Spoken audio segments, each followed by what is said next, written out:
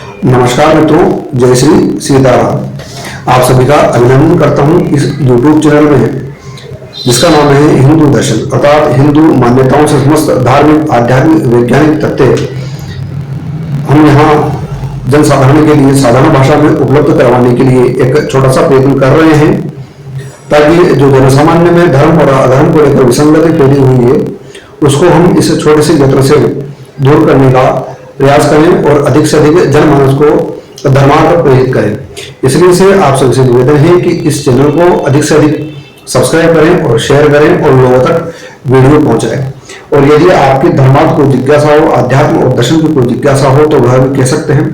समय मिलने पर हम उस पर भी वीडियो बनाकर जन कल्याण के लिए रखेंगे और आप भी धर्मार्थ यह सहयोग करते रहिए। चलिए मित्रों, जैसा कि आपको विदित है कि हम लेकर आ रहे हैं राजा यदु जी और दत्तात्रेय जी के बीच में संवाद, जिसमें कि दत्तात्रेय जी जो राजा यदु जी को अपने गुरुओं के बारे में उपदेश कर रहे हैं। वस्तुतः जीव का कोई एक निश्चित गुरु नहीं हो सकता, यह जीव का ज्ञान होता है और गुरु तत्व एक विशाल तत्व है। इसी तरीके से एक ईश्वर जो तत्व है वह विशाल तत्व है। तो यहाँ हमें तत्व दृष्टि से उनको समझना चाहिए और यह सब हमारी जो आत्मा की जिज्ञासा होती है, आत्मा की प्यास होती है, उसी से यह सब संपन्न होता है। शब्द ज्ञान एक भिन्न विषय है और तत्व ज्ञान और तत्व दर्शन एक भिन्न विषय है। यह जरूरी नहीं है कि जिन्हें शब्द ज्ञान हो उन्हें तत्व ज्ञान भी होगा, तत्व दर्शन भी होगा, और यह भी आवश्यक नहीं है कि जिन्हें तत्व ज्ञान की उपलब्धि हुई हो उन्हें अवश्य ही शब्द ज्ञान होगा। तो आप इसे उन्नत विवेक द्वारा इन वीडियो को जो मैं बनाता हूँ आपके लिए प्रस्तुत करता हूँ, देखने का प्रयास करें। वीडियो को अंत तक शांति से पूरा देखें। एक ये विशेष इंपोर्टेंट बात है, क्योंकि ये बड़े महत्वपूर्ण विषय हैं। अब हम लेकर चलते हैं दत्तात्रेय जी के आगे के गुरुओं के बारे में। हम वर्णन कर चुके हैं पिंगला वेश्या तक, अब उसे ज्यादा समय न लेंगे। अब हम उसके बारे में वर्णन करते हैं कि दत्तात्रेय जी जो ब्रह्मवेत्ता हैं उनको अपने आगे के गुरुओं से क्या शिक्षा मिली, वो किन किन को अपना गुरु मानते हैं। उन्होंने 24 गुरु माने अपने। हम पिंगला वेश्या तक पहुंच गए थे। पिंगला वेश्या को वैराग्य हो गया, जिससे वो प्रभावित हो गए थे। अब देखिए, दत्तात्रेय जी कहते हैं कि एक कुरर पक्षी है। जब उन्होंने कुरर पक्षी को देखा तो वो अपनी चोंच में मांस का टुकड़ा दबाया हुआ था। तो कुरर पक्षी को देखकर उस समय आसपास जितने भी पक्षी थे जो मांसाहार को प्रिय करते थे, जिन्हें मांसाहार प्रिय लगता था, वो उस पर टूट पड़े और तब तक उसके कुरर पक्षी के चोंचे मारते रहे जब तक कि उसने उस मांस के टुकड़े को नहीं छोड़ दिया। तो यहाँ दत्तात्रेय जी कहते हैं कि कुरर पक्षी से मैंने यह सीखा कि यदि आपको संसार से मुक्ति चाहिए, संसार दुखों का कारण, यदि आप संसार में धन और ऐश्वर्य और भोग प्राप्त करते हो तो दूसरे जो लोग हैं वो आपके भोग और ऐश्वर्य को देखकर जलने लगते हैं, परेशान होने लगते हैं, और वो उसे प्राप्त करने के लिए चाहे छल से, चाहे बल से, चाहे पाकड़ से वो आपके ऊपर टूट पड़ेगी और इसमें परेशानी है। तो जीव को चाहिए कि अपनी मुक्ति के लिए किसी भी संसार के पदार्थ में कोई आसक्ति न रखें। दूसरे दत्तात्रेय बताते हैं कि मैंने बालक से शिक्षा ग्रहण की। बालक जैसे निश्चल रहता है और उसे किसी प्रकार का मान, मोह, अहंकार नहीं रहता, दम्भ नहीं रहता, उसे किसी प्रकार की आसक्ति नहीं रहती और उसके अपमान से भी कोई राग और द्वेष उसे नहीं होता है। तो मुक्ति के पथिक को चाहिए कि वह बालक के समान रहे, अर्थात उसमें किसी प्रकार, किसी भी जीव के लिए, किसी पदार्थ के लिए राग और द्वेष और मान और अपमान का भाव न रहे। यह मुक्ति में सहायक है। तो इसमें बताया गया है श्लोक नंबर 4 में, एकादश स्कंद के 9वें अध्याय के श्लोक नंबर 4 में कहा गया है, इस जगत में 2 प्रकार के व्यक्ति निश्चिंत और परमानंद में मग्न रहते हैं। कौन सी है वो 2 प्रकार के व्यक्ति? बहुत अच्छी बात है। एक तो जो भोला वाला निश्चेष्ट बालक के समान हो, और दूसरा वह जो पुरुष गुणातीत हो गया, जिसे गुणों से संग नहीं रहा हो, संसार की किसी गुण से वो पीड़ित नहीं होता हो। तो ये दोनों प्रकार के जो जीव हैं वो परमानंद में मग्न रहते हैं। द्वारेव चिंतया मुक्तो परमानंद आप्लुतो यो विमुक्तो जड़ो बालो यो गुणोपगत, अर्थात जो बालक के समान रहे, वो जो गुणातीत रहे, वही परमानंद में रह सकता है। फिर दत्तात्रेय जी ने बताया आगे कि मैंने जो कुमारी कन्या है उससे भी मैंने शिक्षा ग्रहण की, वैराग्य की, सन्यास की हो जाए कि एक बार उसको देखने के लिए कुछ लोग घर पर आए विवाह के लिए देखने के लिए, तो उसके घर में कोई नहीं था, तो उसे ही भोजन की व्यवस्था करनी पड़ी उस समय। तो वह धान कूट रही थी, तो धान कूटने से उसके हाथ में जो चूड़ियां थी वो बह रही थी। तो तो इसको एक अच्छा संकेत नहीं माना जाता था। इसको ये माना जाता था कि उसके घर में कोई काम करने वाला नहीं है, या जब चोरियों की आवाज होती है तो इसे प्राचीन काल में अच्छा नहीं माना जाता था। तो उसे जो कन्या थी उसको बड़ी लज्जा महसूस हुई, तो उसने एक एक करके अपने दोनों हाथों की लगभग सारी चूड़ियां तोड़ दी और केवल एक हाथ में, दोनों हाथों में एक एक चूड़ी दी। इससे यह सीख मिलती है, फिर उसने धान कूटा, इससे यह सीख मिलती है कि एकांत में रहो और गुप्त तरीके से अपने कार्य को करो, ईश्वर के भजन करो और एकांत में रहो, इससे यह सीख मिलती है। अच्छा, फिर आगे चलते हैं। दत्तात्रेय बताते हैं कि मैंने बाण बनाने वाले से भी सीखा। तो बाण बनाने में बहुत अच्छी कारीगरी का प्रयोग करना होता है, और इसमें बड़े आत्म तत्वों को स्थिर रखकर और किसी पदार्थ का वो नहीं रहना चाहिए आपका, और उसमें बड़ा ध्यान लगाना पड़ता है। तो वो बता रहे हैं कि जिस प्रकार से बाण बनाने वाला है और वो अपने मन को स्थिर करके और बाण बनाता है, उसी प्रकार से मैंने उससे ये सीखा है कि अपने मन को स्थिर करके परमात्मा में लगा लेना चाहिए और जीव को मुक्त हो जाना चाहिए। फिर वो बताते हैं कि सांप से मैंने शिक्षा की। सांप से भी मैंने क्या शिक्षा ली कि जिसे सांप अकेला ही विचरण करता है संसार में, वैसे ही जो मुक्ति का प्रतीक जीव है उसे अकेला ही संसार में विचरण करना चाहिए। उसे कहीं पर भी अपना घर बार परिवार नहीं बसाना चाहिए, इससे कोई लाभ नहीं है, क्योंकि ये सब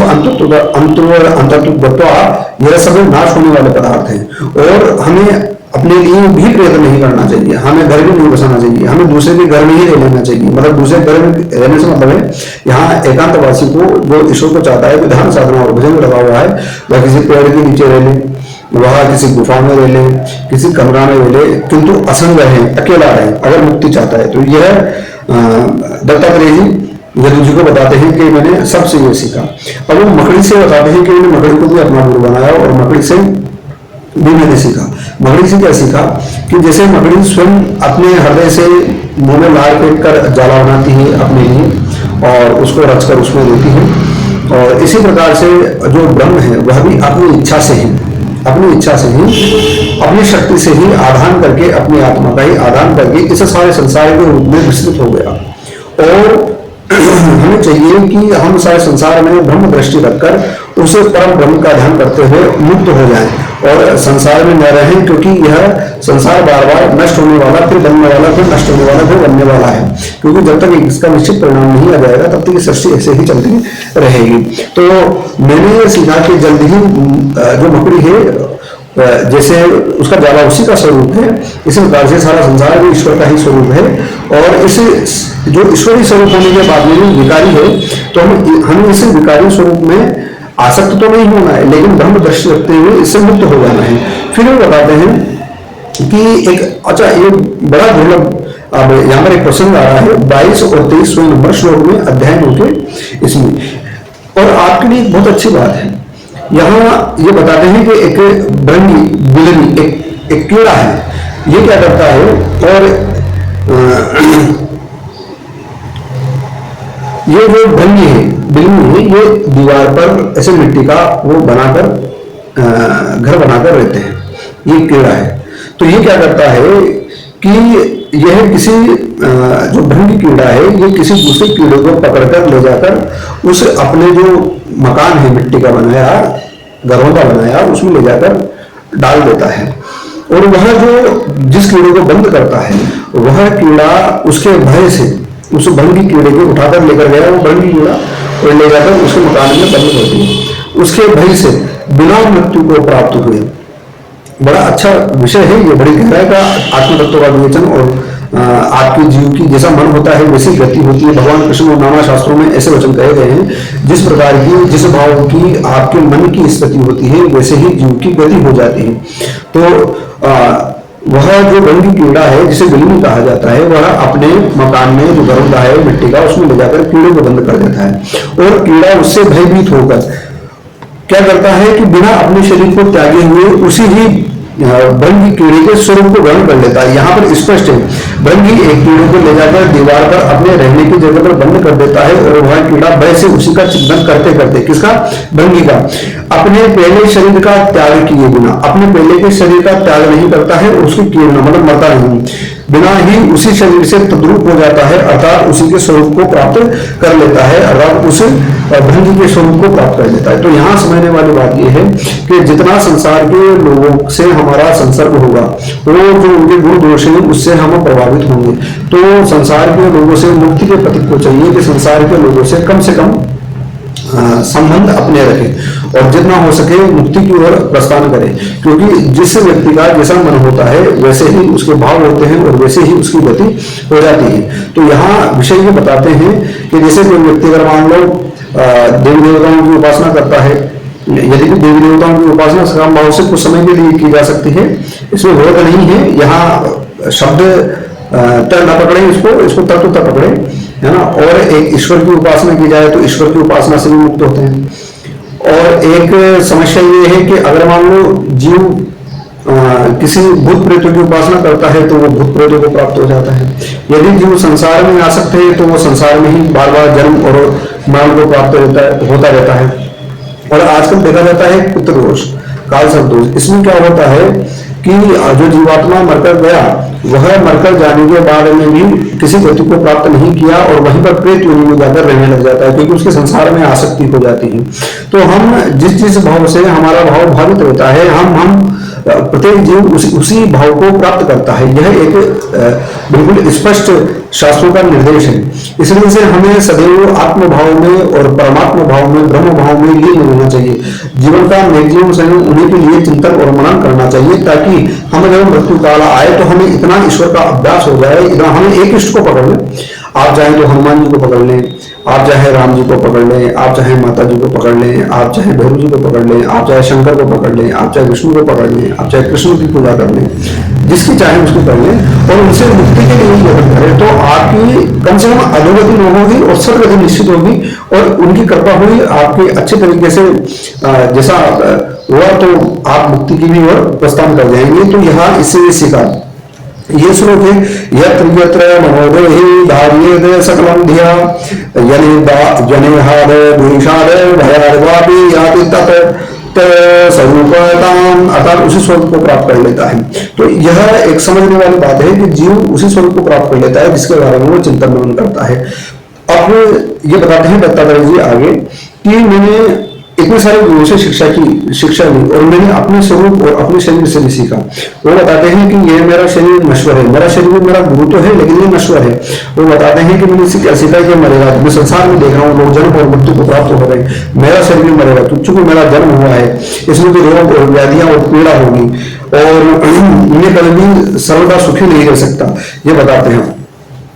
तो ये कहते हैं कि मैं अपने शरीर में भी प्रीति क्यों करूं, मैं इससे भी मुक्त हो जाऊं, एक दिन से जलना है, नष्ट होना है, तो मैं इसमें भी प्रीति क्यों करूं, इसमें भी आसक्ति क्यों करूं। मैं चाहूं और मुझे प्रयत्न करना चाहिए कि मैं इसी समय इस शरीर से मुक्त भाव में रहूं, मुझे अपने शरीर की भी देह अभिमान न हो, देह आसक्ति न हो किसी प्रकार की, न तो दूसरे के शरीर से देह आसक्ति हो, न स्वयं के शरीर से देह आसक्ति हो, ऐसा इन्होंने बताया है दत्तात्रेय जी ने।